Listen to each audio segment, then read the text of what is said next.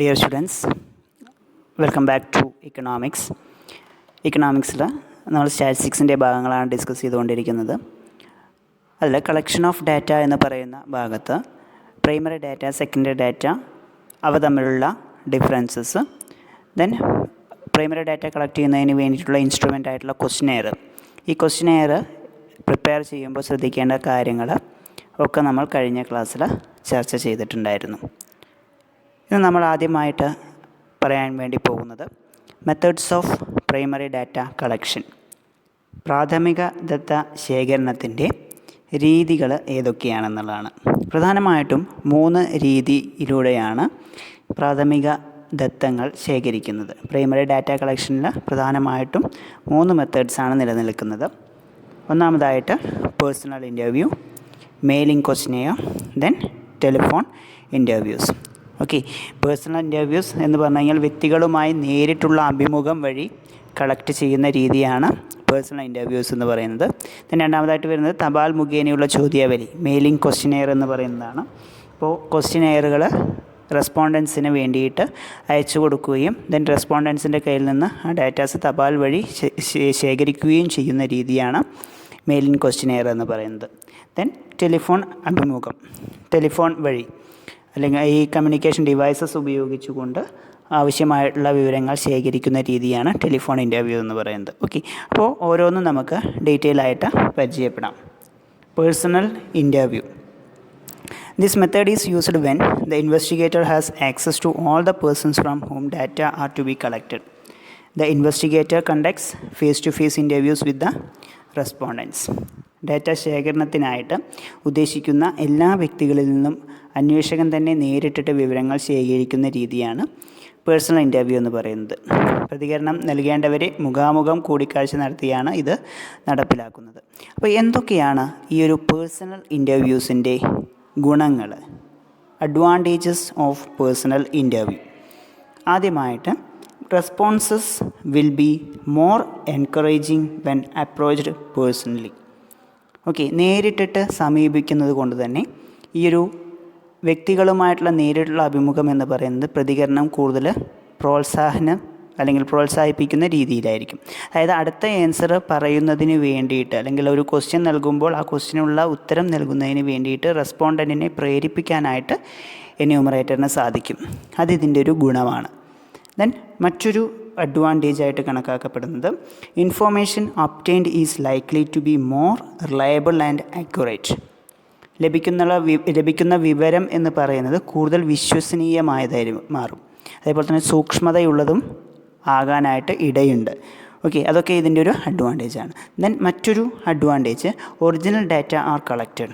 Personal interview വഴി collect ചെയ്യുമ്പോൾ നേരിട്ടിട്ട് പോയിട്ട് ഒറിജിനൽ ഡാറ്റാസാണ് ശേഖരിക്കപ്പെടുന്നത്. Then it is also possible to collect supplementary information. അപ്പോൾ ഈ ഒരു നമ്മളിപ്പോൾ ഒരു ദത്തം ശേഖരിക്കാൻ വേണ്ടി പോവുകയാണ്, ഒരു ഡാറ്റ ശേഖരിക്കാൻ വേണ്ടി പോവുകയാണ്. അപ്പോൾ അതിനോട് അനുബന്ധമായിട്ടുള്ള വിവരങ്ങൾ കൂടി നേരിട്ടിട്ടുള്ള ഇൻ്റർവ്യൂ വഴിയാകുമ്പോൾ ചോദിച്ച് മനസ്സിലാക്കാനായിട്ട് സാധിക്കും. ഓക്കെ, ദെൻ അഞ്ചാമതായിട്ട് വരുന്നത് misinterpretation if any on the part of informant could be avoided. Okay, വിവരദാതാവ് അതായത് റെസ്പോണ്ടൻറ്റിൻ്റെ കയ്യിൽ നിന്ന് എന്തെങ്കിലും തെറ്റായിട്ടുള്ള വിവരങ്ങൾ നൽകുകയാണെന്നുണ്ടെങ്കിൽ അത് ഒഴിവാക്കാനായിട്ട് സാധിക്കും. ദാറ്റ് ഈസ് മിസ് ഇൻ്റർപ്രിട്ടേഷൻ എന്ന് പറയുന്നത്. Okay, then uniformity and homogeneity can be maintained. അതായത് ഉത്തരങ്ങൾക്ക് അല്ലെങ്കിൽ റെസ്പോൺസിന് കൃത്യമായിട്ടുള്ള ഒരു യൂണിഫോമിറ്റി ലഭിക്കുന്നുണ്ട് ഈ ഒരു പ്രൈമറി ഡാറ്റ കളക്ട് ചെയ്യുന്നതിലൂടെ. So these are the main advantages of this personal interview method. Then എന്തൊക്കെയായിരിക്കാം ഇതിൻ്റെ disadvantages? Okay, the chances of bias are more. പക്ഷപാതത്തിനുള്ള അവസരങ്ങൾ കൂടുതലാണ്.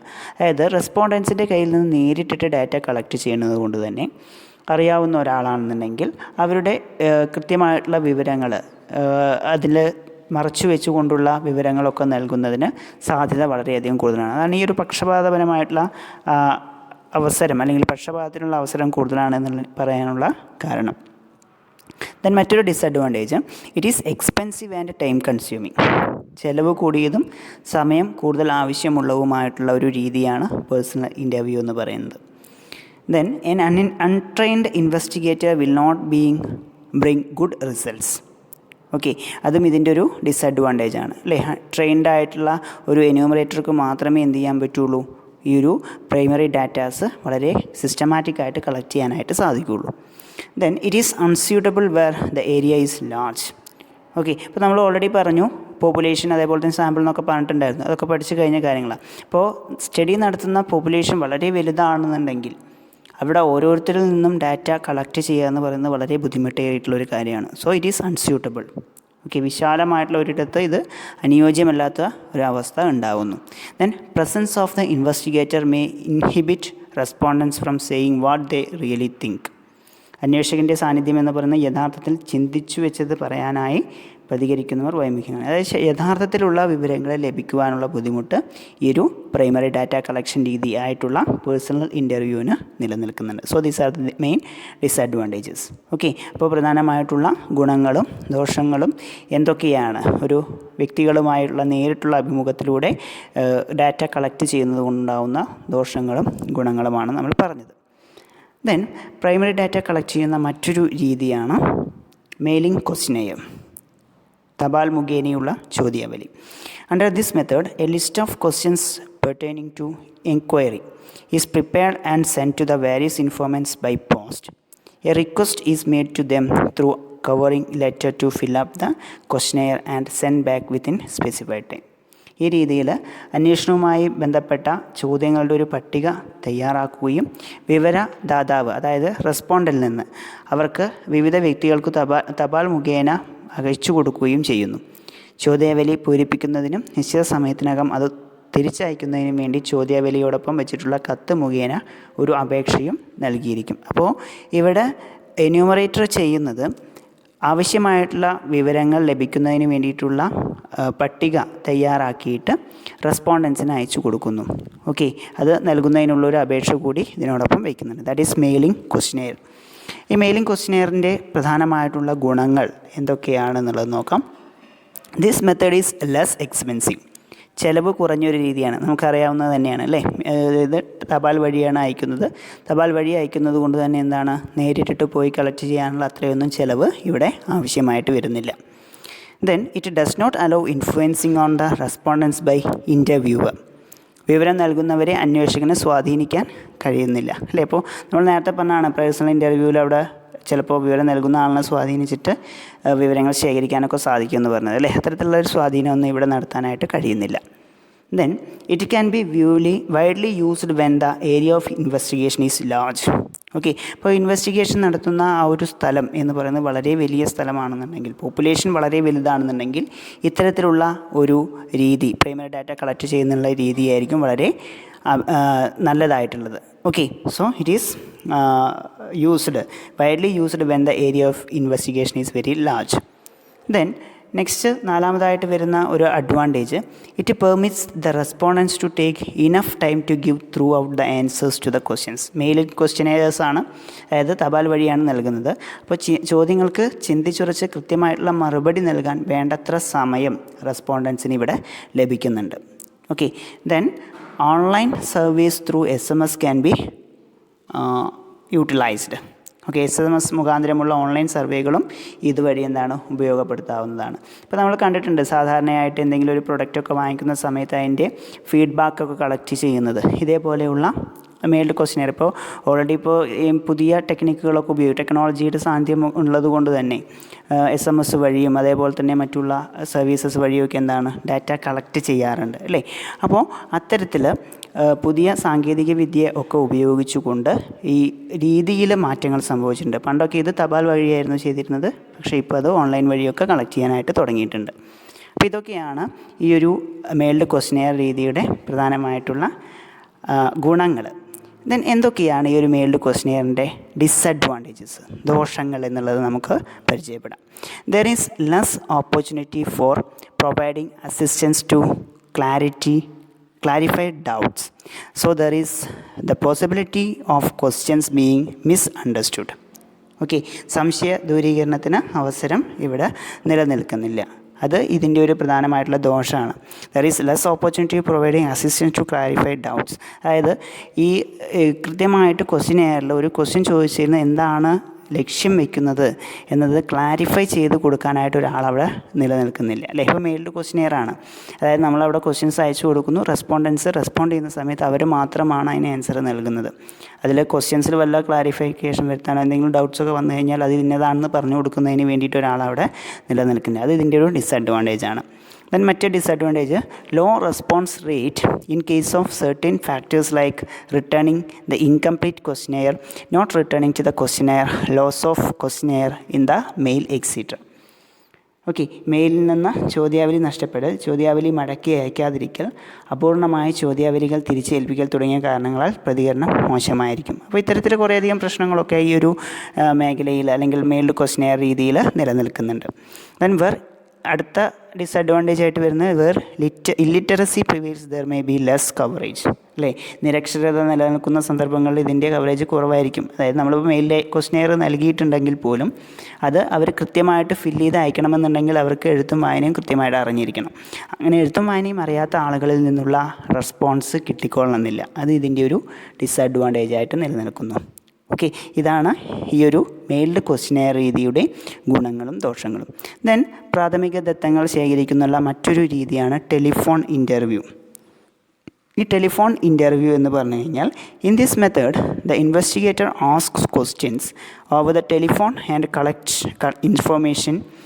In the present day information technology era, this kind of collecting information is quite practical. ഇത്തരത്തിലുള്ളൊരു രീതി, data കളക്ഷൻ്റെ രീതി ഇന്നത്തെ ഈ ഒരു ലോകത്ത് വളരെയധികം ഉപയോഗപ്പെടുത്തുന്നുണ്ട്. അതായത് ഡയറക്റ്റായിട്ട് ഒരാളെ കോൺടാക്റ്റ് ചെയ്തുകൊണ്ട്, ടെലിഫോൺ വഴി കോൺടാക്റ്റ് ചെയ്തുകൊണ്ട് അവരിൽ നിന്നും ദത്തങ്ങൾ ശേഖരിക്കുന്ന രീതിയാണ് ടെലിഫോൺ ഇൻ്റർവ്യൂ എന്ന് പറയുന്നത്. ഓക്കെ, ഈ രീതിയിൽ അഭിമുഖം നടത്തുന്ന ആൾ ഡാറ്റ ശേഖരത്തിന് വിവരദാതാവുമായിട്ട് ബന്ധപ്പെടാൻ ടെലിഫോൺ ഉപയോഗപ്പെടുത്തുന്നു.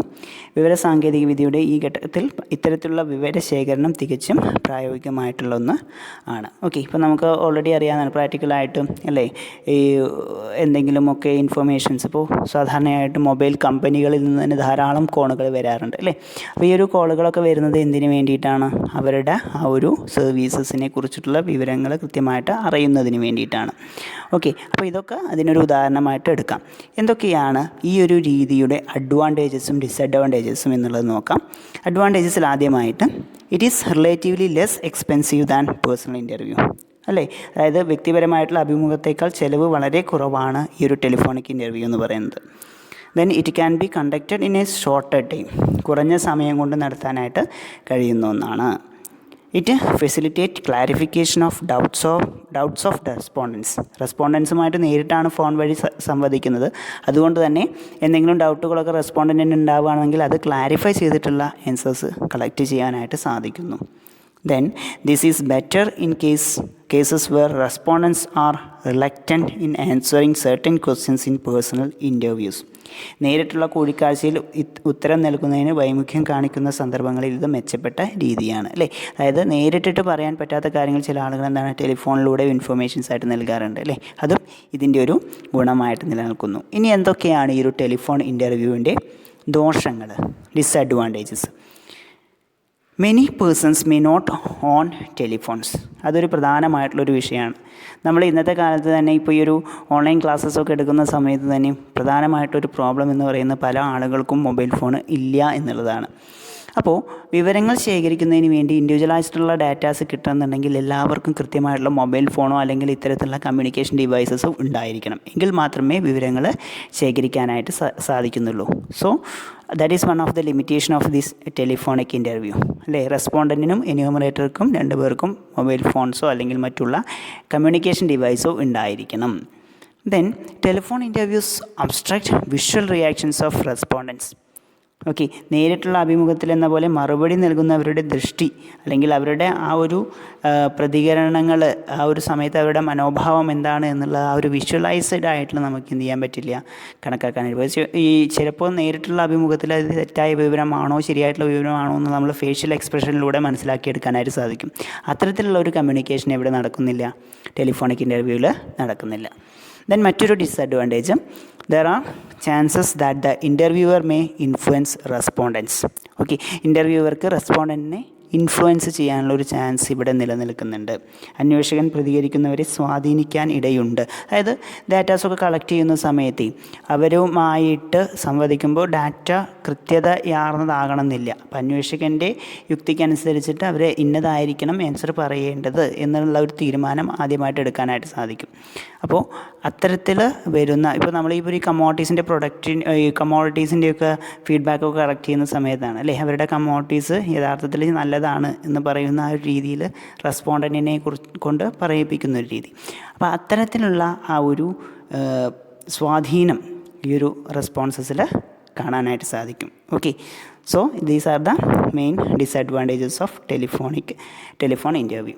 സോ ഇന്ന് നമ്മൾ പരിചയപ്പെട്ടിട്ടുണ്ടായിരുന്നത് ഈ പ്രാഥമിക ദത്തങ്ങൾ, പ്രൈമറി ഡാറ്റാസ് കളക്ട് ചെയ്യുന്നതിനുള്ള രീതികളും ആ രീതികളുടെ ഗുണങ്ങളും ദോഷങ്ങളുമാണ് പരിചയപ്പെട്ടത്. ഓക്കെ, അതിൽ പ്രധാനമായിട്ടും personal interviews, mailing questionnaire, telephonic interview ഇവയൊക്കെയാണ് വരുന്നത്. അതിന് കുറേയധികം ഗുണങ്ങളും അതേപോലെ തന്നെ ദോഷങ്ങളും നിലനിൽക്കുന്നുണ്ട്. Okay, that is all about today's class. Okay, അടുത്ത ക്ലാസ്സുകളിൽ മറ്റു ഏതെല്ലാം രീതിയിലൊക്കെയാണ് ഡാറ്റാസ് കളക്ട് ചെയ്യുന്നത് എന്നുള്ളതൊക്കെ നമുക്ക് പരിചയപ്പെടാം. അപ്പോൾ പ്രൈമറി ഡാറ്റ കളക്ട് ചെയ്യുന്ന രീതി 3 ഇതാണ്: പേഴ്സണൽ ഇൻ്റർവ്യൂസ്,